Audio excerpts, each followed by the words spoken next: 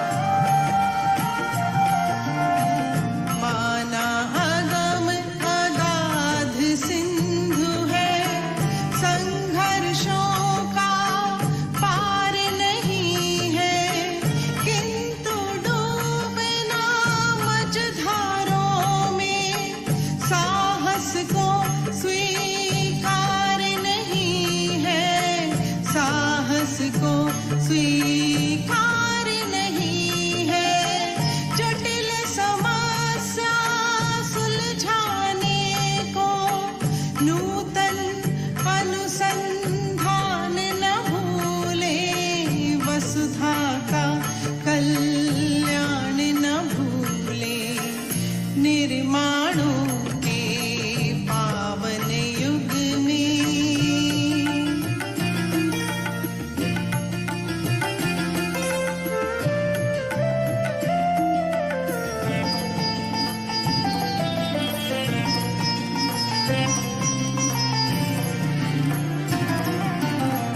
शील विनय आदर्श श्रेष्ठता, तारे बिना झंकार नहीं है।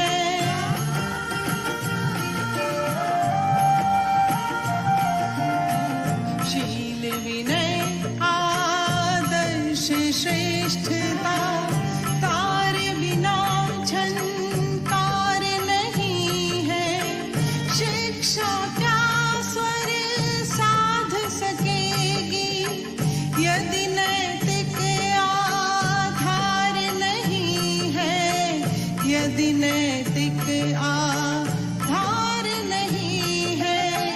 कीर्ति कौमुदी की गरिमा में, संस्कृति का सम्मान न भूले, वसुधा का कल्याण न भूले, निर्माणों के पावन युग में।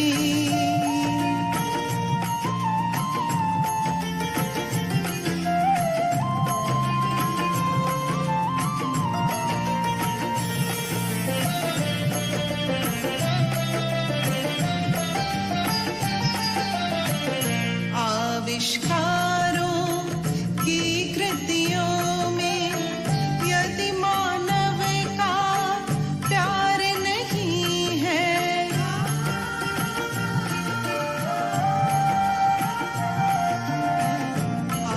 आविष्कारों की कृतियों में, यदि मानव का प्यार नहीं है, सृजनहीन विज्ञान व्यर्थ है, प्राणी का उपकार नहीं है, प्राणी का उपकार नहीं है।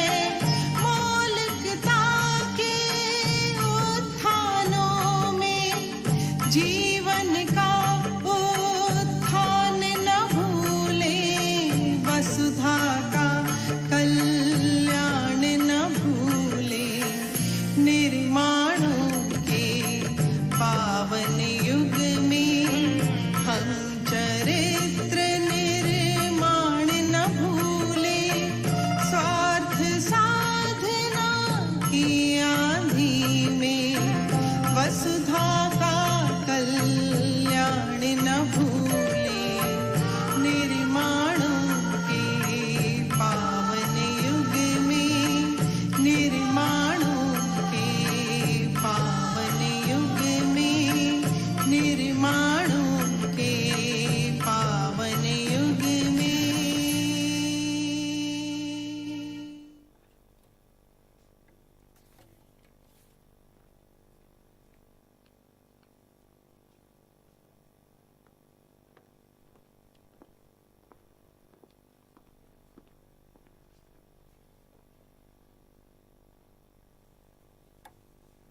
The budget is not just a number but an expression of aspirations. We are enraptured to have among us the most sagacious panel members for the discussion today on the Union Budget of India 2023-24, Mr. Sandeep Bhattacharya and Mr. Kunal Kumar Kundu. Once, Robert Powell said, "If you make listening and observation your occupation, you will gain much more than you can by talk." The quote best represents Mr. Kunal Kumar Kundu as an economist. He, being a versatile personality, has a background of 20 plus years in the field of financial research and has authored over 200 articles and publications, like Steps to Take Before We Can Make in India. He is presently the Director and India Economist at Societe Generale Corporate and Investment Bank, where he authorized multiple thematic, cross-regional and cross-asset reports on both India and Indonesia, and have been presenting SG's research work and investment ideas to clients across Asia, Europe and the US. In his professional span, he has worked with Dalal Street Investment Journal responsibly doing extensive research on companies. GIO Sunmar Financial Services Limited, where he was churning out equity research reports. Fitch Rating India, Indo-German Chamber of Commerce, where he worked as senior economist, moving to Infosys Limited as head economic research. He has also been a sole proprietor. Proud to announce, on top of that, he is a member of Industry Advisory Council, School of Business, Modi University of Science and Technology. Mr. Sandeep Bhattacharya, Advisor, Climate Change, Duce Gesellschaft für internationally Zusammenarbeit, abbreviated as GIZ. In his current position, he is responsible for strategizing and executing climate bond initiative efforts to drive the development of the South Asian green finance market and the CBI stakeholder engagement in the country. He also takes part in CBI's communication and media engagement in India. He has worked with a wide variety of stakeholders like bankers, consultants, academic institutions, trade and industry bodies, NGOs, etc. To expand the engagement, he has also written several columns in leading journals like the World Economic Forum, AG Funder News, Financial Express, Business India, the Hindu Line Express, the Pioneer, etc. Apart from the finance and economic background, he is an enthusiastic supporter of sustainability. Now I would like to call upon stage the moderator for the discussion, Dr. Surendra Singh Rajpurohit. He is the Associate Professor, School of Business, Modi University. He is the lead faculty of the Center for Finance, Risk and Insurance, Economics. He had been with ICICI Bank for a decade before moving into academics to pursue his interest in teaching and research. Sir, please come up on stage.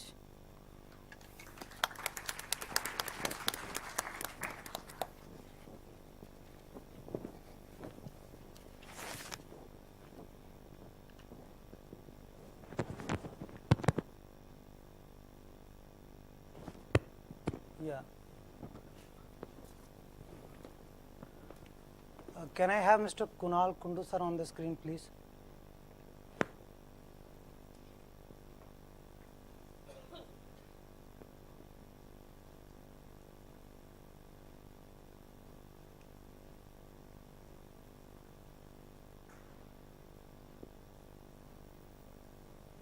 Okay, thanks.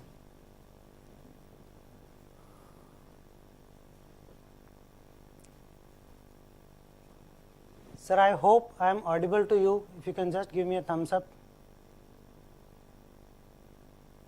Okay, good. Okay. Okay, great. So I think you need to put the screen in such a way that I can see all the speakers.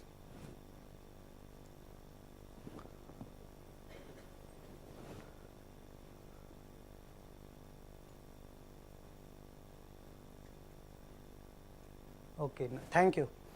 Okay, good afternoon, everybody. It's indeed a privilege to have with us today two eminent panelists of the stature of Mr. Kunal Kundu and Mr. Sandeep Bhattacharya to enlighten us on Union Budget 23-24. Now, as one of the anchors was mentioning, this budget happens to be the first budget of Amrit Kal and therefore has very high expectations of setting the right direction and lay the foundation for the next 25 years of Amrit Kal, and to bring the economy from 3.5 trillion to 35 trillion by 2047. At least that's what the government's ambitions are when India celebrates its 100 years of independence. Now, incidentally, this budget also happens to be the last full-fledged budget of the current government. before the country goes for the general elections next year. So the expectations of common men were also equally high, tempting the government to go for some populist measures. So obviously the finance minister had a very challenging task to keep a balance between economics and populism. And prima facie it looks like, given the 33% increase in the capex while keeping the fiscal deficit under control and of course leaving more money in the hands of taxpayers, it seems that she has been able to achieve this objective of maintaining that balance. But is there something we are missing? Is there something for which we need to read between the lines? We will find out from our experts as we speak to them. So let us first start with one of the most celebrated item of this budget as well as of the last year's budget, and that is capex, government's capital expenditure. Last year the government had increased the capital expenditure budget by 35% from rupees 5.5 lakh crores to 7.5 lakh crores. And this year again there has been an increase of 33%, bringing it to the tune of 10 lakh crores. Now as per a 2019 RBI report, the government capital expenditure has a multiplier of 3.25. Now what does that mean is, if you spend 1 rupee on capital expenditure, it is going to generate an income to the tune of 3.25 rupees as compared to a mere 0.45 revenue expenditure multiplier.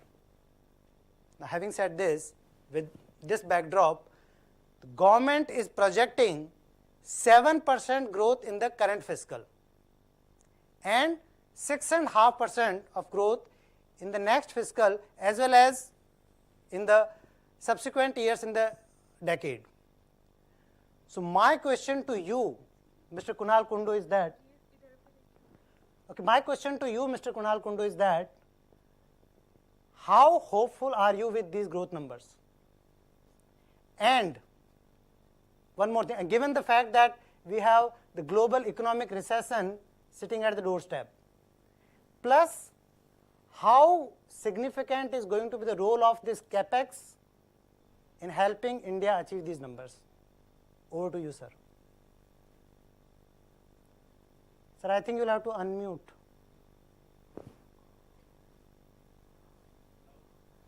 Or maybe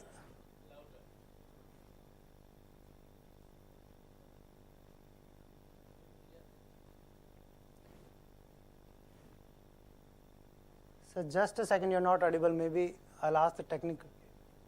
Okay, from here.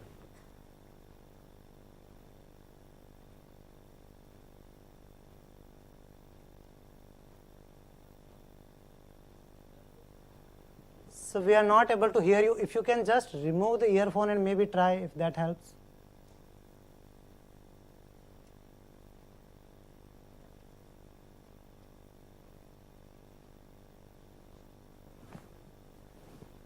I think you'll have to check it there, because even Sandeep sir's voice is not coming.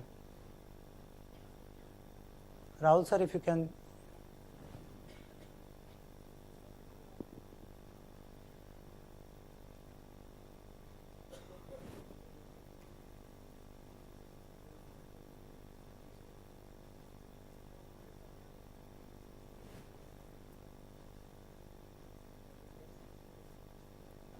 Okay, they can hear each other, but we are not able to hear.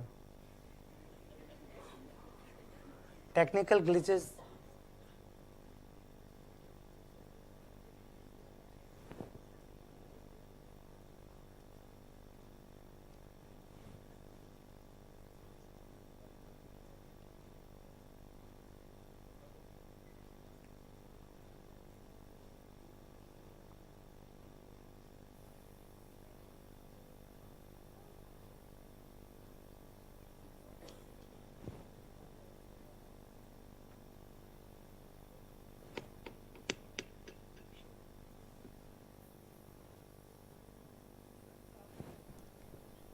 Yes, sir. Can you try now? Kunal, Can you hear me now? There's a huge echo.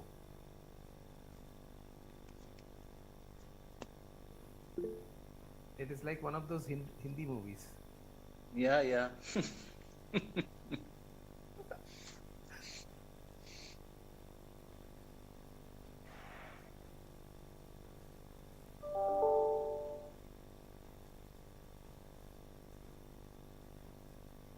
Or shall I redial just in case?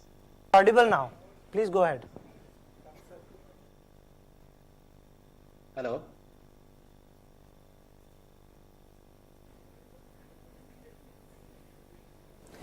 Can somebody just type that he's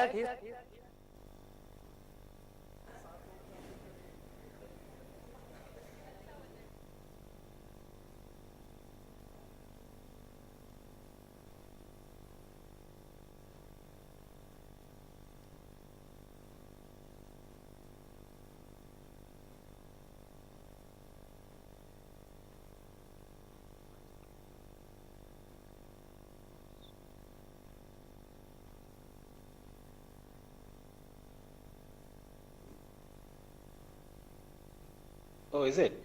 Am I audible now? Okay.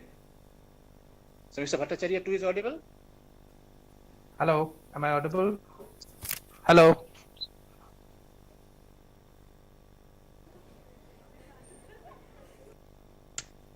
So maybe I should start now? Okay, fine. So yes, coming to your question about this growth forecast and expectation that this budget talks about, how credible is it? If you ask me, I think it is. The economic survey talked about 11% nominal growth and around 6.5% real GDP growth. And I guess by that, keeping that in mind, I think the government is expecting a lower real GDP growth because they have targeted 10.5% nominal GDP growth for the next financial year. So which would translate into roughly between 6 to, we are at 6.3%. So which means that, if you take in a deflator of around 4.2%, so we would roughly be at 6.3%. So to that extent, I think the growth forecast expectation is realistic enough. And apart from possibly Nomura, who are expecting substantially lower growth, I think most of the growth numbers are between 6 and 6.5% in real terms. So I do not see any fault in that kind of a growth expectation. Now, coming to the question of capex, indeed, it's very important. We have been talking about it, and it's not just us. Most of the economists on the street and analysts across have been talking about the fact that capex has to be strong, because, as you said, capex has an important multiplier effect, and more importantly, in an economy which is struggling to create jobs, capex at this point in time is the most employment intensive expenditure measure that one can really think of. So I think to that extent, the focus of capex is definitely very, very important. But at the same time, to put things in perspective, what I do see is quite often we get swayed by the headline numbers, without really possibly at times getting the bigger picture. First things first, capex in the country, sum total of capex is the capex of state, capex of the central government, and the capex of public enterprises, which some point in time used to call as extra budgetary borrowings. Now, what we have seen over the last few years is the state capex now accounts for roughly half of total national capex. So center and the public enterprises put together, their total capex is somewhere around what the state does. And this we have seen is a situation arising over the last few years where the center has put more responsibility of capex on the state than on them. So again, few things has happened. So a few years back, when Dr. Sitaraman talked about the fact that they would reduce dependence on extra budgetary borrowings, and they have indeed done so. So over the last 4 years, if you look at the budget, last 3 years, I would say, there has been a sharp decrease in extra budgetary borrowings reported in the budget. But in the budget for the next financial year, the extra budgetary borrowings have gone up by 20%. So that is one.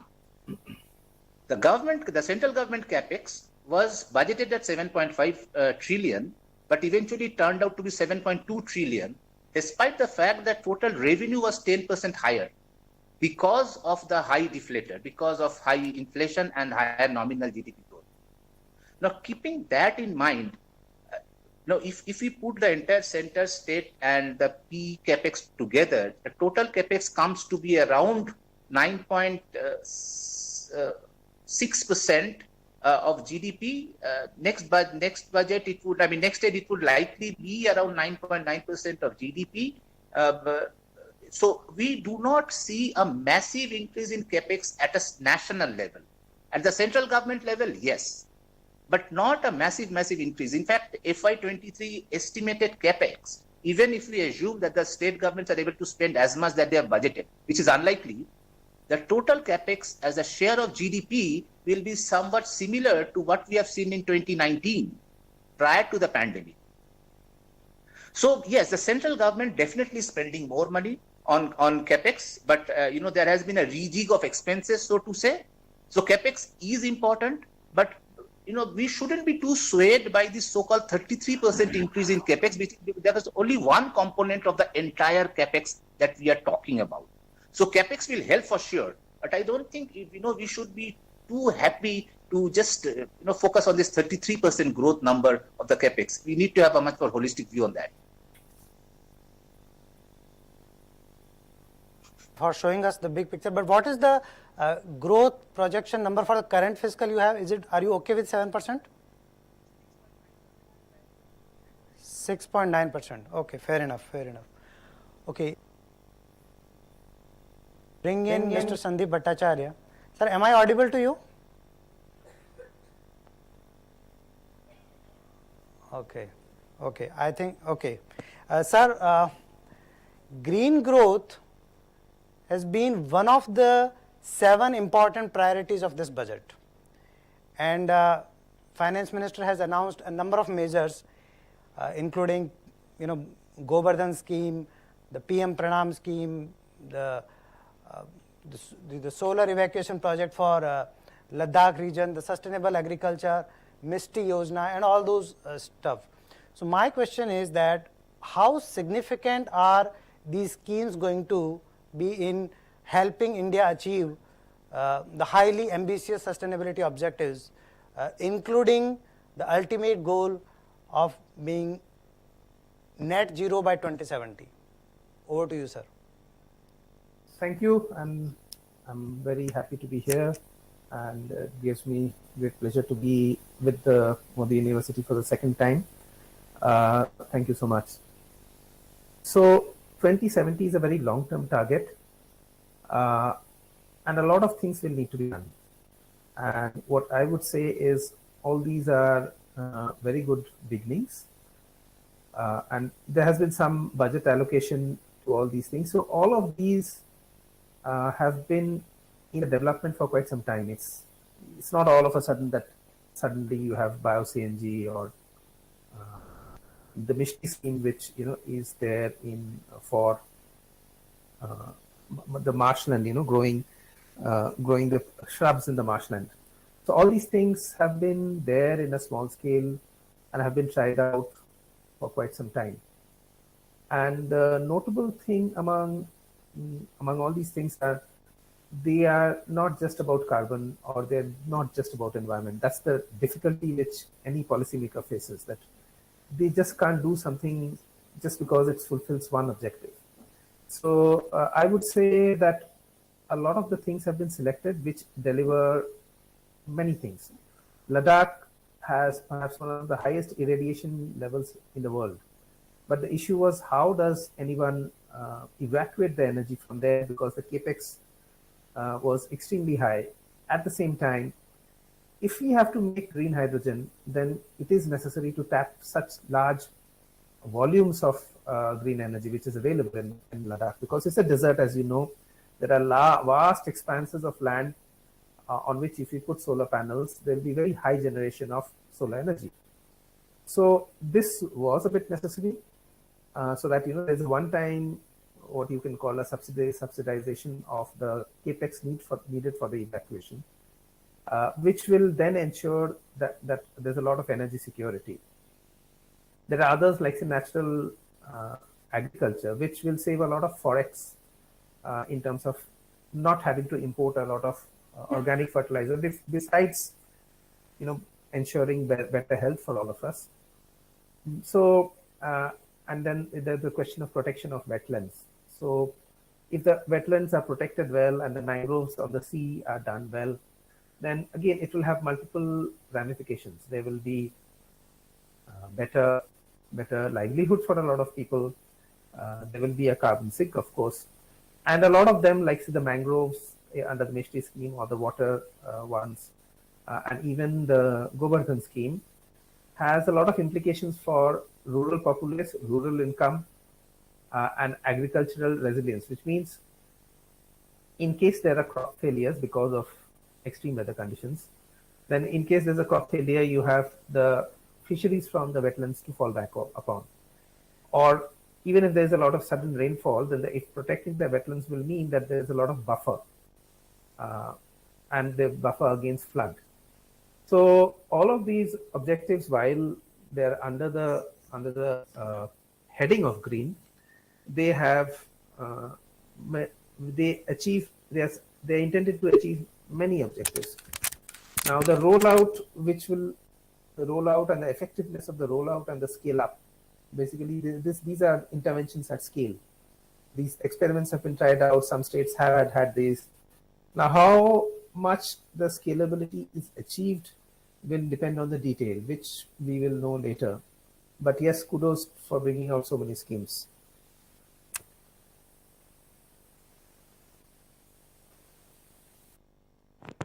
Yes, agreed, sir, that even in the FM's speech also we observed that in many of the schemes there were no numbers.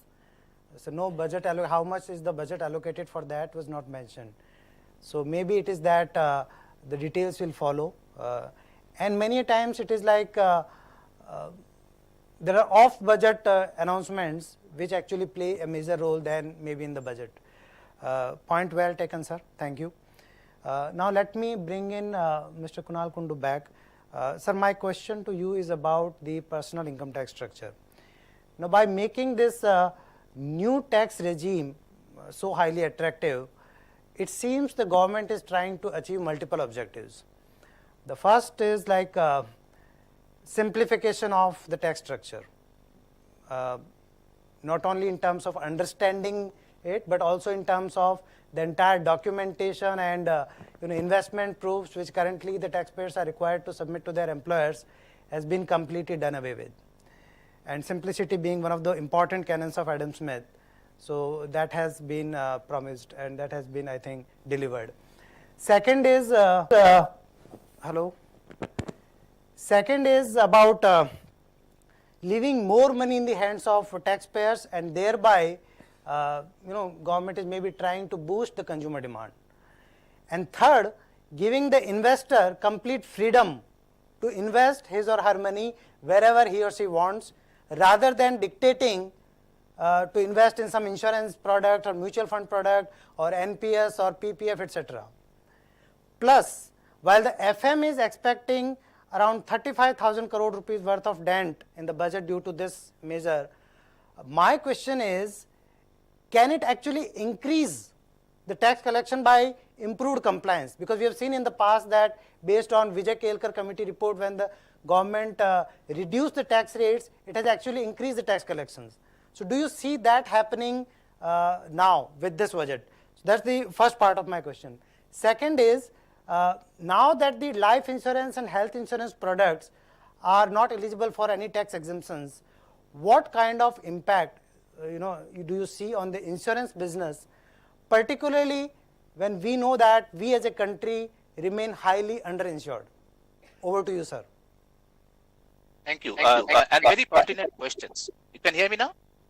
Yeah, okay. So very pertinent questions. But coming to this point of this lowering of taxes and leaving more money at the hand of consumers, one thing is for certain, there is no reason why most of the taxpayers who have opted for the old tax regime will switch to the new tax regime, because they still have the option. My problem with this new tax regime is that it completely disincentivizes savings in a country that's already seen the savings rate grow down substantially, in a country that really doesn't have any worthwhile social security scheme in place. Some forced savings would be necessary. And at times, even directed savings would be necessary in a country that lacks fiscal resources. And savings directed, or long-term savings are key to, sort of reaching our infrastructure and investment objectives, because that's where the asset liability, mismatches happen much less. If you have more of short-term savings and or short-term liabilities for the government and long-term assets, that this asset liability mismatch doesn't really work that way. So some sort of directed savings is definitely necessary, and which is where I think it is a sort of disservice at this point in time if the government does that, because historically, as we have seen, unless broadened to people really do not save much. And that's true not just in India. That's actually a global phenomenon.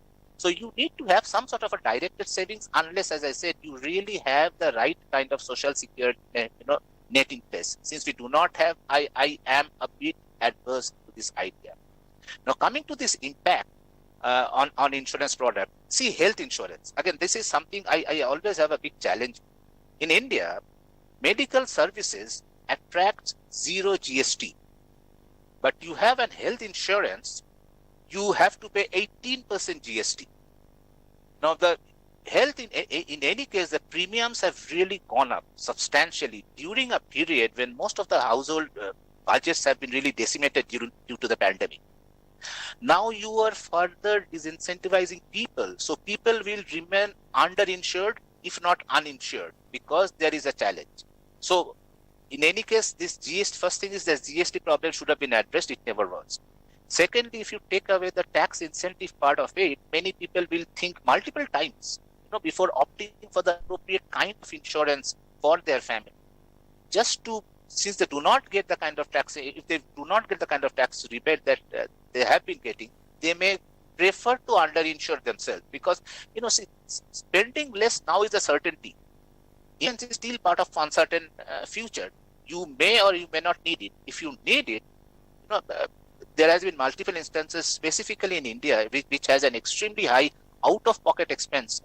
I mean, possibly one of the highest in the world, where people have such a high level of out-of-pocket expense for any health incidents. And many people have just slid below the poverty line just because of one health incident during the pandemic. So in this kind of a situation, if we are not ensuring people are adequately insured against all these future issues, I think there's going to be a big challenge going forward. And which is where I have not been a big votary of this new tax regime. Yes, simplification is good. Yes, it's important. But at the same time, ensuring the future is equally important. If you go through some pain, but if you do the needful and secure your future better, I think that would still be a more viable option, I would say. So I have a sort of a difference of opinion as to what the finance minister has been saying.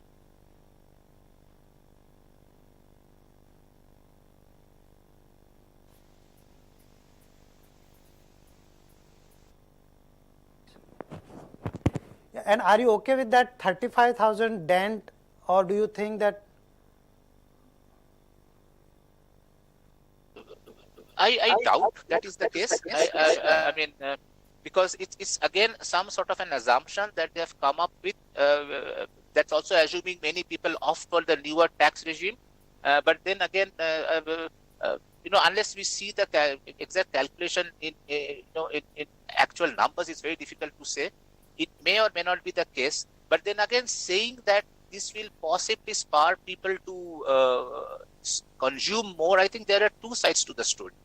One is, at this point in time when inflation is so high, how high do you want the demand to go? That's number one. I mean, when the entire world is trying to slow down demand to contain inflation. So there is a trade-off. Yes, the economy requires demand support, but then how high a demand support you can accept? That's number one. Number two is, given the substantial rise in inequality within the economy, given the fact that budgets of the poor households and lower middle class household has been pretty badly affected because of what we have seen over the last few years. In case there is a lower tax outgo, it will not necessarily translate into consumption.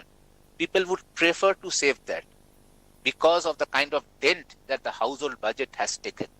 So there's not really a one-to-one correlation per se, because those who would likely benefit from this switch to the newer tax regime would be people who are, at the mostly, those who are paying taxes mostly at the lower middle income level.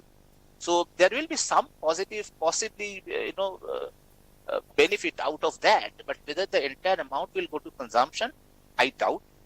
I think looking at the kind of, because the impacted households, the households who benefit out of this measure have been the most impacted during the pandemic.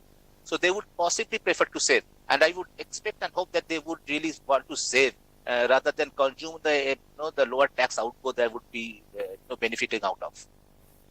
Okay, agreed, sir. I think that insurance part which you said is a big concern because India remains highly underinsured. Hopefully that Ayushman Bharat scheme can take care of some part of it, at least to the bottom of the pyramid class. Okay, now let me bring in Mr. Sandeep Bhattacharya again. Sir, in view of the various measures taken by the government so far, including the ones taken in this budget to incentivize the electric vehicle manufacturing, what is your take, as in how feasible is it to completely stop the production of petrol and diesel vehicles by 2030? Over to you, sir. This kind of statement was once made by one of the prominent ministers that we want to replace it completely with EVs by 2030. Now, further technological developments seem to indicate that that might not be necessary. Cummins has come out with an engine which can work on any kind of fuel, which means you put in 100% ethanol, you put in any kind of a biofuel, you put in diesel, you put in petrol, it just works. There's a large infrastructure here which supports the IC engine, and it might not be socially desirable to suddenly make it disappear because there's a lot of incomes which are dependent on it. And also, what do you do for the cars which are sold, say, in 2023? Do you say all of them will be scrapped by 2030? That again wouldn't be very feasible. So biofuel run cars are very much a likelihood. Now globally, there is a lot of talk about the fact that it competes with food security, and especially in countries where food security is an issue. Now that doesn't really apply to India because, as we all know, our granaries are more than full and we are having problems storing those food grains. So therefore, it's not really necessary for greening to have a 100% EV fleet. We can have a combination and still move towards green. So even if we don't have that, we can still be green and emission neutral without that. Yeah, agreed, sir. I think the statement of the minister which you are mentioning maybe was to create the pressure on the industry to go faster on electric vehicle, but obviously you need to take into consideration all the stakeholders' views, then only you can move ahead. So yes, sir, your point is well taken. May I now again come back to Mr. Kunal Kundu, sir. Sir, post-pandemic, one of the main pain areas of the government has been the problem of unemployment. And one of the most important schemes which has helped the government to control at least the rural unemployment immediately after pandemic was Manrega.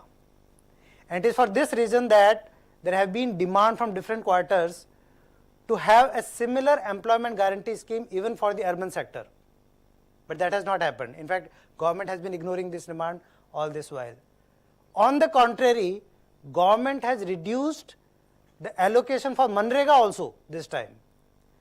So do you feel that is it because the government is now relying more upon market driven, organic growth in the employment generation opportunities, and rather than relying completely upon state sponsored employment guarantee schemes? And if that be so, do you feel that this budget has sufficient provisions to create enough job opportunities? Over to you, sir. One word, the answer is no. There's not sufficient provision to create employment opportunities. See, India has been, the inequality in this country has been rising at an extremely sharp pace. That's number one. In India, 90% of people are employed in the informal sector. Now, in this kind of a situation, again, the same old things apply. You do not have an appropriate social security measure of any sort in this country. And rural growth rate generally continues to lag well behind urban growth rate. Now, in this kind of a situation, it's all good to say that we have a huge amount of capex, and capex tend to employ more people. That's all fine. But what's very important is that in India currently we still add around 6 million youth to the workforce. It's roughly around 6. So it's around 70 million youth to the workforce every year. So that's not a small number to have per se when we look at the entire scheme of things. So in this kind of a situation, if we are really cutting down on the Manrega allocation, it's really not desirable at all. Because if you look at the employment demand data, in any case over the last 3 years, the total number of jobs provided has been well below the demand. And demand has been definitely has been higher than what has been provided for. And over the subsequent years, it did come down from the peak of the pandemic. But even as of now, the demand still remains extremely high, which is a signal of rural stress that we are talking about, and remains way above the pre-pandemic average demand ever since the scheme started. Now, so which means that the rural stress is for real. And if you are cutting down on the Manrega budget allocation, that will have repercussions on overall rural growth. Because when you are talking of various policy measures, so if you even look at how things has evolved, the decade that just went by, it was a decade of mostly, a decade of jobless growth, which eventually translated into a period of job loss growth. And 2.5 years into the pandemic, total number of employment in India is still less than what it was in the pre-pandemic period. And India has the highest number of discouraged workers, the labor force participation rate that we talk about. So despite having the highest number of discouraged workers and the highest ratio of, the lowest ratio of labor force participation rate in the world, India's unemployment rate is still very high. Which means that even though the labor force is less because more people are discouraged, we are still not able to provide jobs to those people. Now, assume a situation where people now want to come back, because there's no Manrega or whatever, they want to come back to the labor force, they want to look for jobs. Will there be enough jobs to absorb them? No. The only thing that will happen would possibly be our unemployment rate will go up substantially.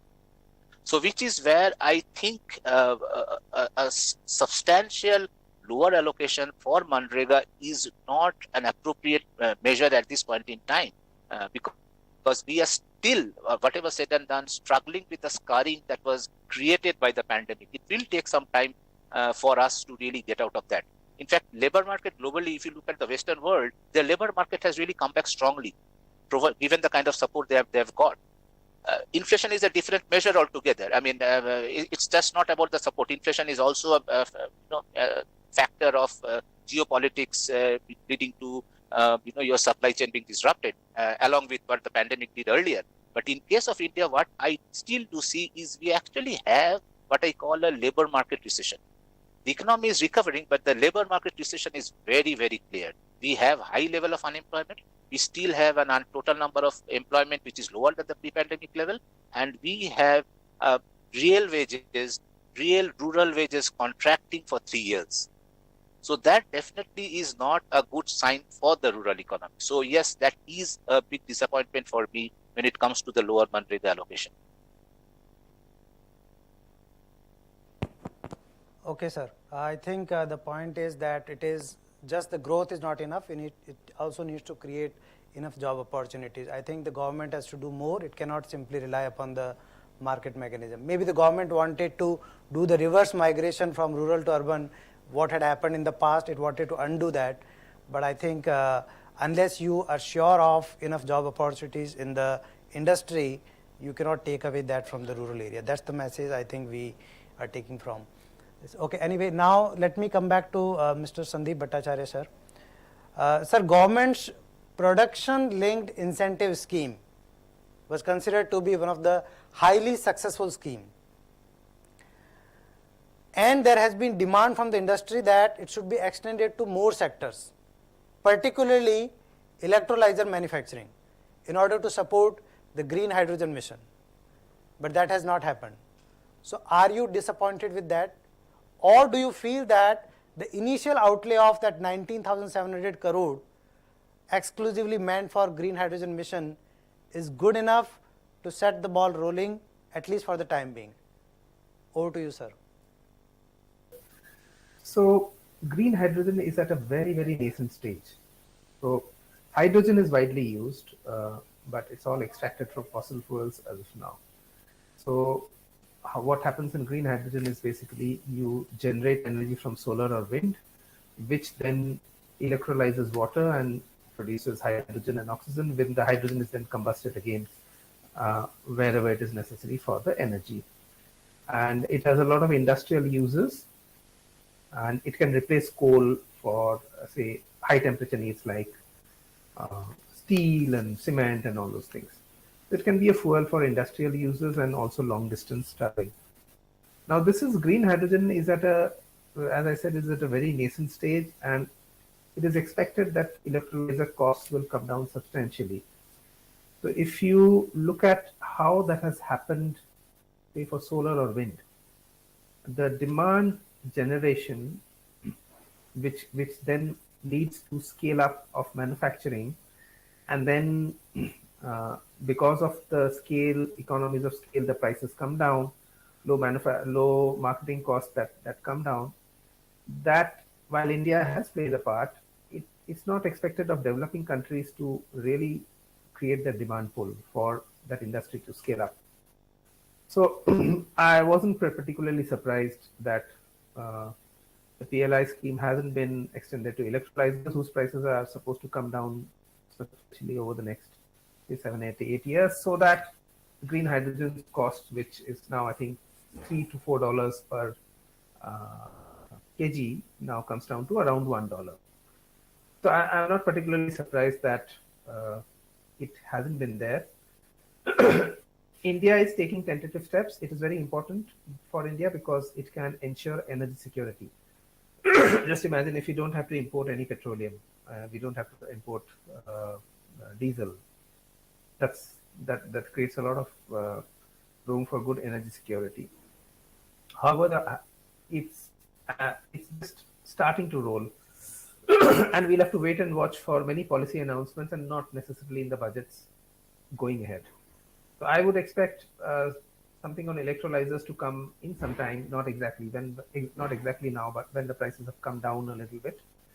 And the 19,000 whatever crores, you shouldn't look at the 1,000 crores. It's especially for something which is so nascent.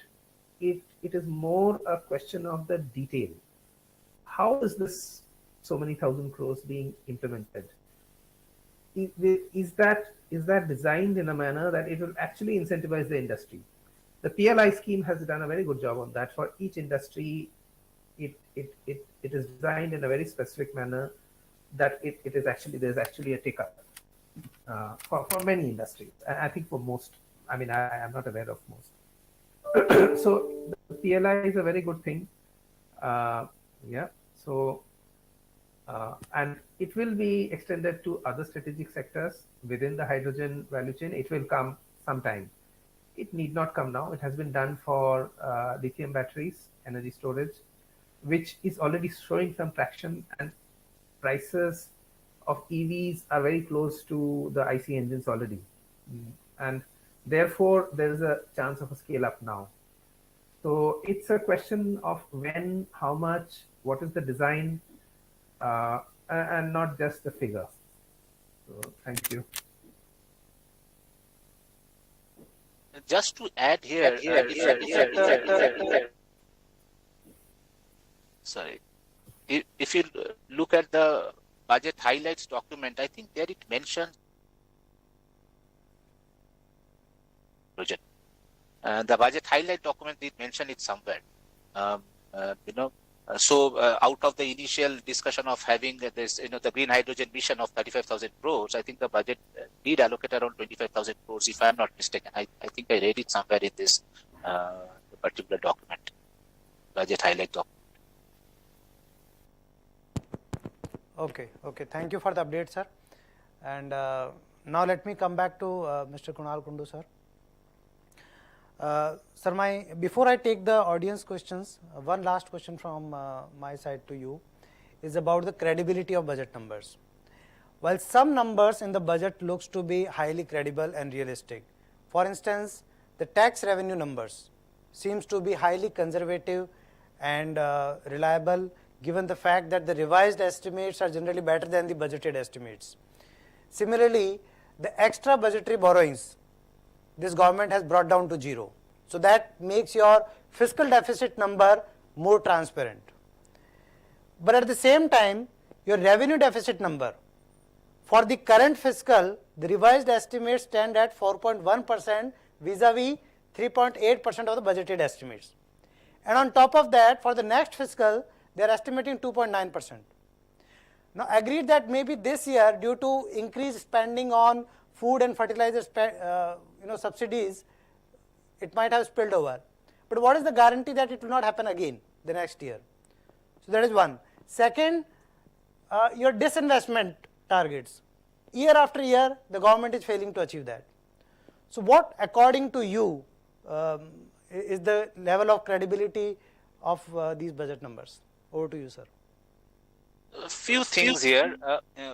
So when you really look at the data per se, in terms of budget numbers, one is even though we are talking of credibility of the tax numbers, the fact is this year only we have seen taxes, the actual tax collection has been higher than budgeted. Generally, we do not see that. And the reason we have seen that happening this year is simply because India had an extremely high inflation, which resulted in a substantially high nominal GDP growth because of the deflator effect. But when you look at the actual tax collection number vis-a-vis the budgeted number, the actual gross tax collection is around 12.2% odd higher than the previous year's actual tax collection data. But that was when the nominal GDP growth was 15.4%. But this year, when the nominal GDP is budgeted to grow at 10.5%, we are still expecting the tax collection to grow by 10.2%. I do doubt that number. So it's so it's assuming a much higher tax buoyancy this year than was the case last year, or rather much higher tax buoyancy next year. That's what the budget is talking about, than the likely tax buoyancy that we will see this year. So to that extent, it's not really a number that appears to be extremely conservative. It could underperform. That's number one. Number two, borrowings from so-called extra budgetary resources hasn't really come down. As I said, when we talk of extra budgetary resources, we are basically talking about the public enterprise money that the government takes credit for when they account for total capex of the center. There has been a substantial decline, yes. Over the last 2 years till this financial year, there has been a substantial decline. It has come down by at least around 50%, if not more. But the moment we look at this budget for the next year, they have already allocated 20% higher public enterprise capex for next year. My guess is this is part, and they talked about this, this when they talked of green hydrogen mission and all of those kind of stuff. They talked about the move made by the oil and gas sector. Since I don't have the number, my hunch is higher allocation for extra budgetary resources essentially means that the oil and gas sector will be expected to drive the green hydrogen mission. So which is the sort of capex that the government is taking credit for from the public enterprises. So that's number one. Number two, coming to this entire scenario of how the fiscal math has evolved, you see over the last 5 years, gross budgetary borrowing of only the central government is currently 250% more than what it was 5 years back.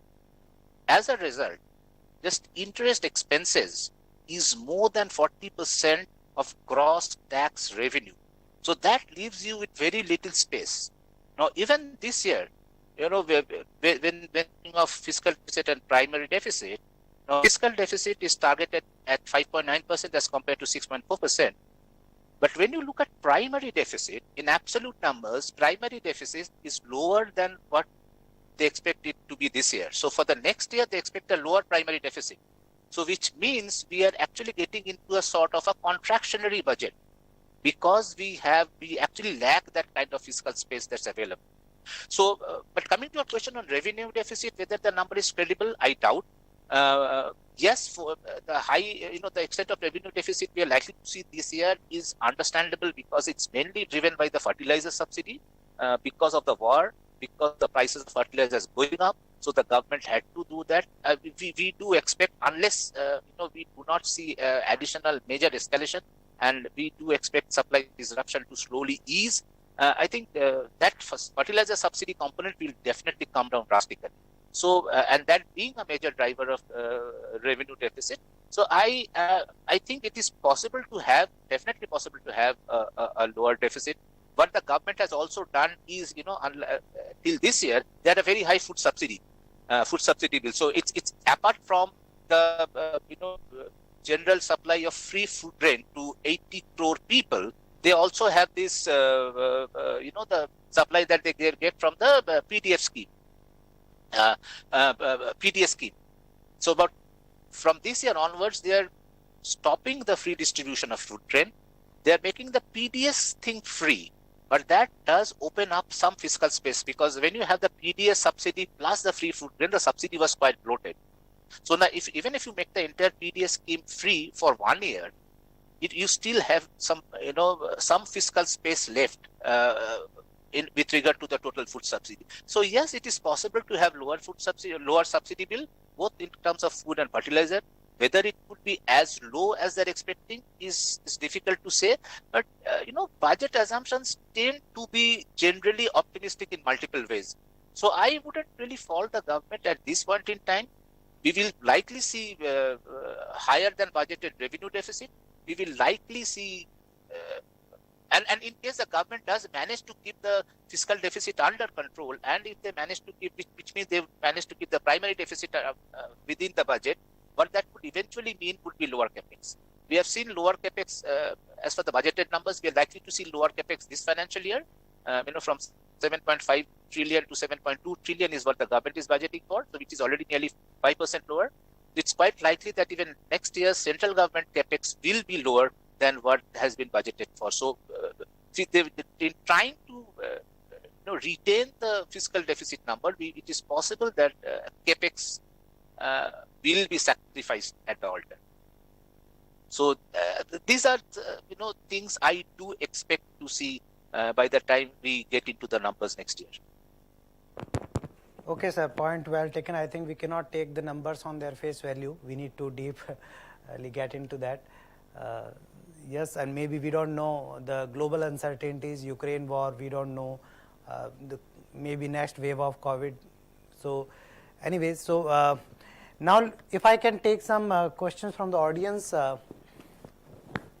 Do we have? Yes, please. Can somebody please make sure that the mic is there? Hello everyone, I'm Bipasha Sen-Gupta, a student of the MBA Integrated Program. So my question is for Sandeep sir. Good afternoon sir, my question to you is that will the upcoming G20 summit see any significant progress as against the previous findings of the COP20 climate summit?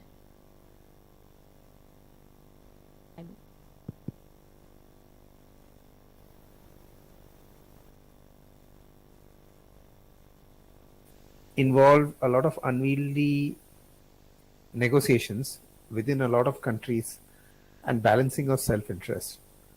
It is to COP's credit that so many countries come together and agree on something.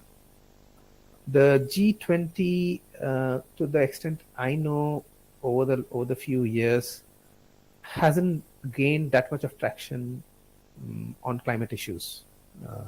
The G20 hasn't shown that amount of traction because it has a lot of other things on the agenda.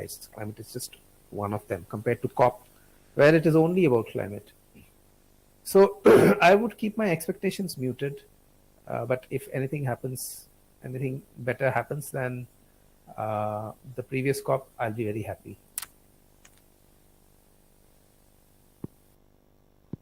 Thank you so much, sir.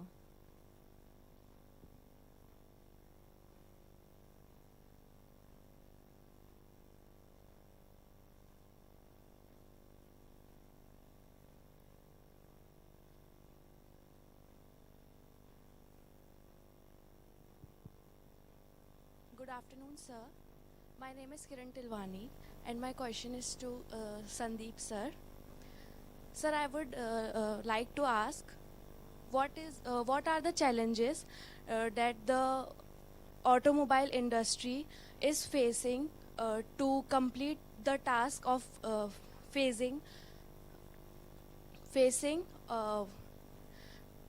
out diesel or petrol vehicles till 2030. Thank you. So, as I had mentioned, this target might not be necessary at all. So let me take a generic case of the IC engine, the internal combustion engine, which can run on petrol or diesel or even ethanol. Now, as I mentioned earlier, Cummins has just come out with an engine which can run on any kind of fuel, whether you put it on ethanol or any kind of other biofuel. Or you also have the CNG vehicles. I don't know which cities you have visited, but you have the CNG vehicles in Mumbai. You go around, all the autos or whatever you call the tuk-tuks, they are all based on CNG. Those CNG vehicles can be replaced by compressed biogas and you still remain green. So it's not a necessity to switch over to electric vehicles by 2030 to be green. And these kind of sudden changes can cause a lot of social issues. You have so many repair shops for these IC engines. You in such a rapid pace will create a lot of employment and the ensuing social issues, which are quite undesirable. So it's not necessary, and it's possible to be completely green and have close to zero emission transportation, even without replacing it. So there might not be concerted efforts to make that transition completely by 2030. It's not necessarily desirable. Hope I answered your question.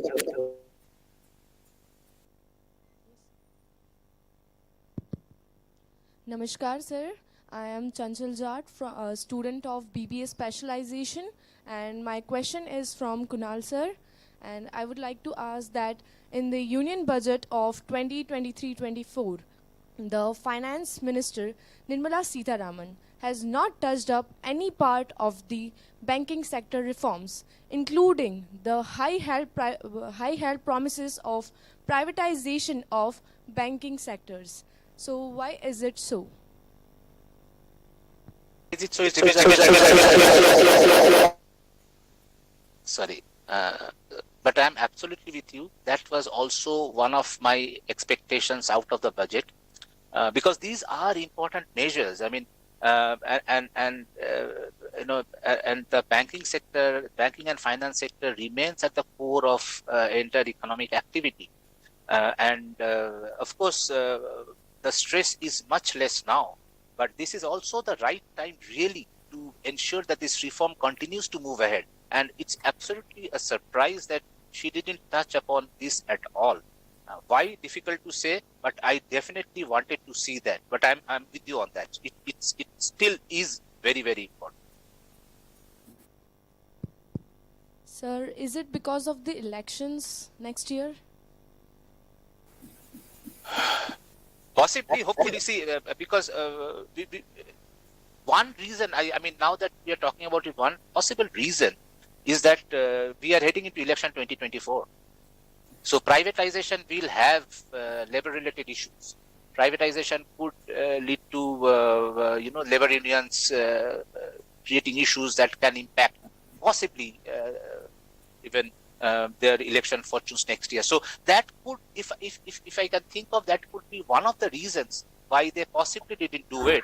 And next time when they present the full budget, not the budget that they present next February, which is there to just be an intermediate budget. So when they present the next full budget, when the new government presents it, it could possibly find a place.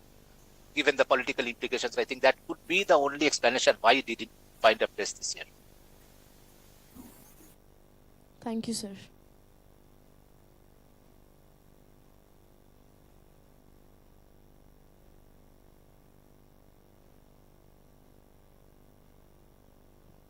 Good afternoon, sir. Myself, Tanisha.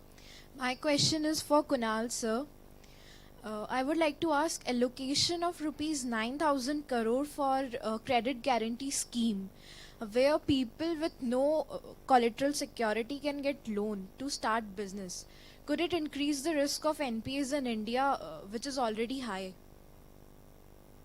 Such schemes have always been there. So, at times you need to still look beyond the obvious. At times you need to have certain schemes to help these kind of people, because end of the day, when people do not have adequate assets, to get their business started, they do need some sort of a state support, and it's very important to get the entrepreneurship going. In a country that cannot create as many jobs, you really need many entrepreneurs to get into. So I wouldn't be too worried, and 9,000 crores is actually not too big a number. It's really pretty small. It's not too big a number.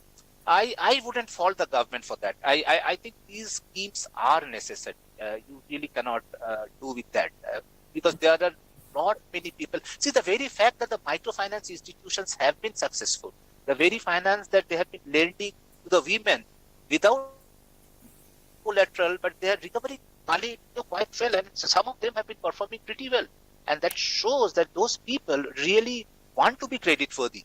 They do not want to be shut out of the credit market by not repaying the loans on time. So if they are able to do it, and if they are able to manage the business successfully, they definitely would repay. And that is also the findings generally of many of such institutions. So I think just by thinking that the poor people, after they take loan, will renege on the promises, I doubt. I think there are enough evidence to believe that they would want to remain credit worthy, because they also want to move up in life, and they would want to have credit available when as their business moves up. So I really wouldn't fault this program much. I think this is still very, very necessary in a country as poor as ours at this point.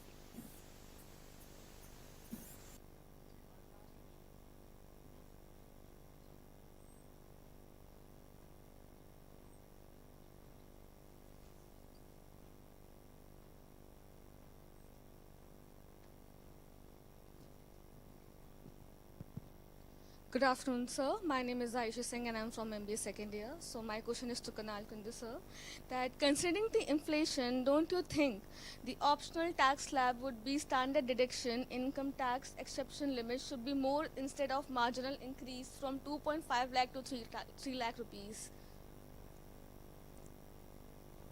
If you if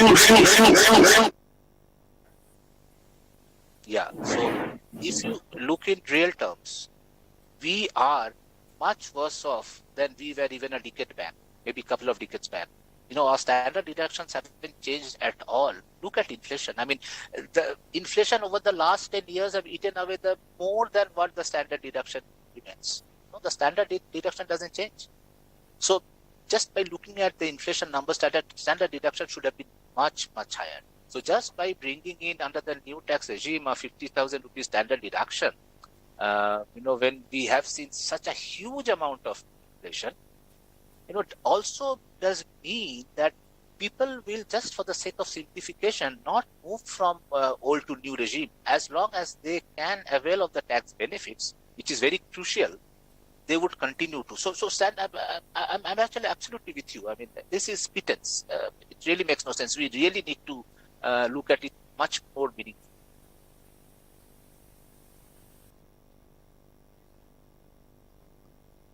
I will request the anchors to please take over here.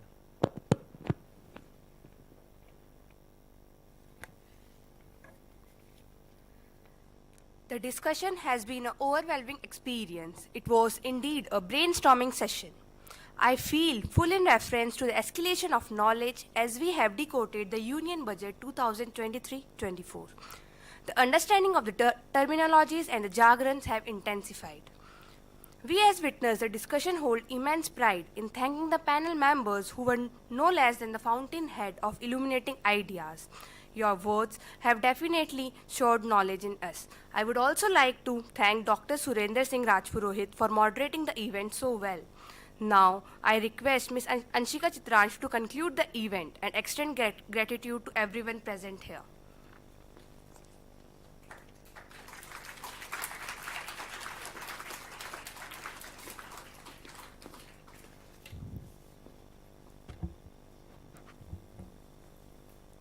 Thank you, Nisha.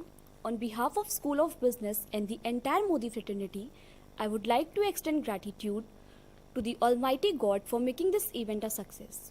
It has been our privilege to host a worthwhile panel on decoding the Union Budget of 2023 to 24. An event like this cannot be happen overnight. It requires a lot of planning and a bird's eye for details. Being fortunate enough, we were backed by a team of very proactive and dedicated members, well versed in their job. I extend sincere thanks to our honorable guest, Mr. Kunal Kumar Kundu and Mr. Sandeep Bhattacharya, who took out time from their busy schedule to grace the occasion.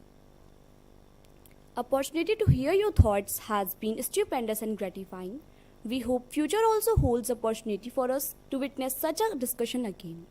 Special thanks to the Dean Sir, the faculty coordinators of the event who provided a firm backbone to the planning process and without whom the event would not have been possible. The student coordinators who worked exuberantly towards the completion of the event and the technical team of auditorium, Mr. Abhinav Mathur and his diligent team who handled everything with precision. Last but not the least, extending the thanks to respected faculty members, our fellow audience members, for being such patient and serene listeners. In order to conclude, I would request everyone to please stand in their places for the national anthem.